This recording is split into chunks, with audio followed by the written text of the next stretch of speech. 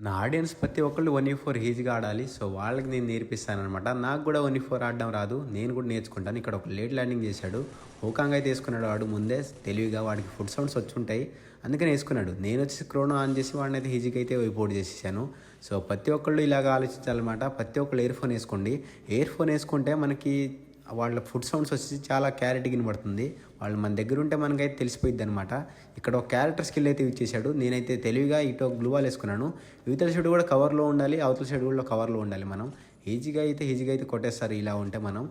ఖచ్చితంగా ప్రతిసారి మనం కవర్లోనే ఉండాలి. జాగ్రత్తగా ఉండాలి.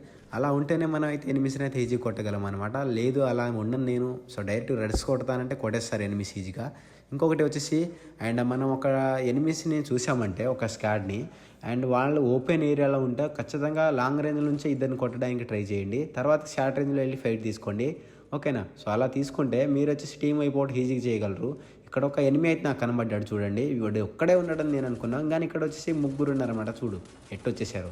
అట్టొచ్చేస్తారనమాట. కొంచెం జాగ్రత్తగా అయితే ఉండాలి మనం. జాగ్రత్తగా ఉండి చూసుకుంటే ఎనిమిస్ అయితే మనల్ని అయితే ఈజీ కొట్టలేరు అనమాట. ఖచ్చితంగా అయితే మనం చూసుకుంటూ ఆడాలి. 1v4 అనేది చాలా సింపుల్ అయితే కాదు అసలు. చాలా హార్డ్ అనమాట. నేర్చుకోవడం అసలు కష్టమైన పద్ధతిలో ఉంటుంది. సో, ప్రతి ఒక్కళ్ళు సబ్స్క్రైబ్ చేసుకోండి. మీకైతే నేర్పిస్తాను. బాయ్ అందరికీ.